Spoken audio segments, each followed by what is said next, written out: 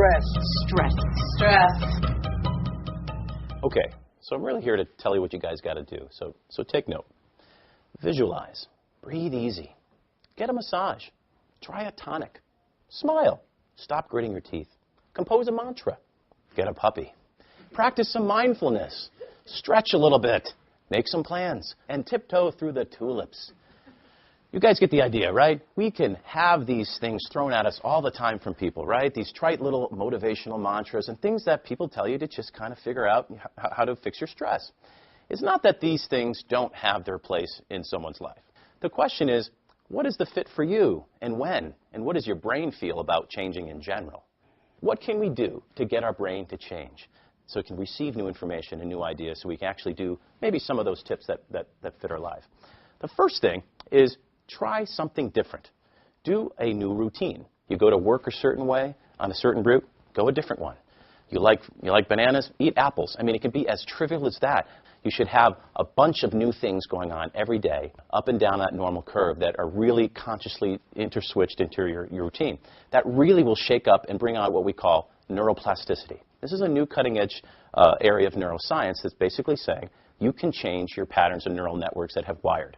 Neurons that fire together, wire together. You may have heard that, or maybe I just say that with my nerdy friends. But anyways, what we want to do is actually break those cycles of patterns that are wired. The second thing is you really actually see now a lot more online, these online brain games. They're technically used. When I was practicing neuropsychology, we put a lot of people who had brain injury on these internet sites to work, memory, attention, executive functioning, some of the things that were impaired by a stroke or what have you, or concussion.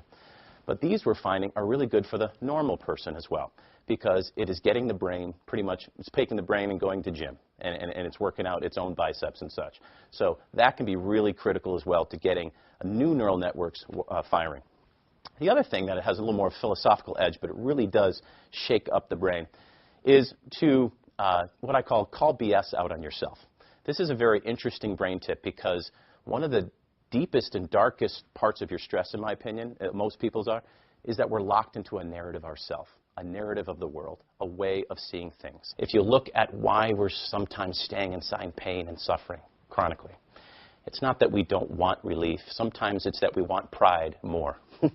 And the greater prison at times for our stress problems is that we're tied to our self-narrative. We're tied to the story we tell ourselves.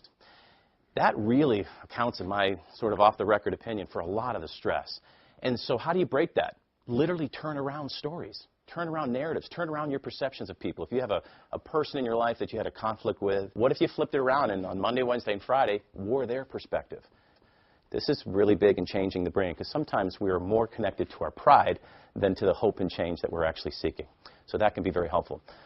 So what you want to do is constantly challenge your thinking.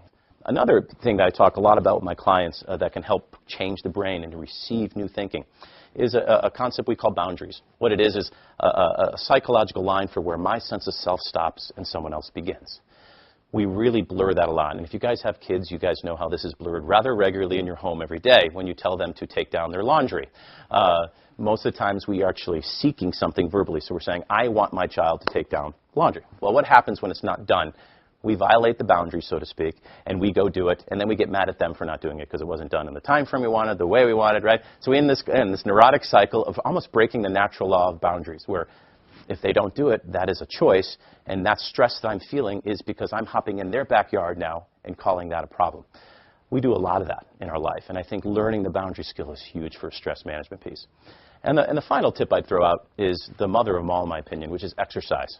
What I love from my side of the fence about exercise is it creates something we call a brain-derived neurotrophic factor in your brain. That's a mouthful. But what it does is it's basically a warrior in your brain that's fighting the cortisol and all the stress hormones from this chronic stress stuff of work and life. So when you're doing something over and over, and if it's not good and it's aversive, the cortisol and the stress hormones are increased, but these warriors are going to sit there and knock out all the cortisol because you've been exercising all the time. Very, very good thing to do. Very big thing to throw into your routine. So, again, these are some really, I think, very interesting yet, I think, very helpful tips to get the brain to change first before you try any of those stress tip mantras that we started this segment with. Again, they have their place in your life, but it has to have its place in the brain first. Because the way I see it, a healthy lifestyle is a free one, where your life truly is free. I'm amazed by the stories day after day of people that are, quote, successful. At the end of the day, they traded in a heartbeat. So when you're dealing with chronic stress, it's about honoring freedom again and looking at sort of this idea of doing more what you want and not doing what you don't want while hopping into this life of expectations, because that is just a part of reality.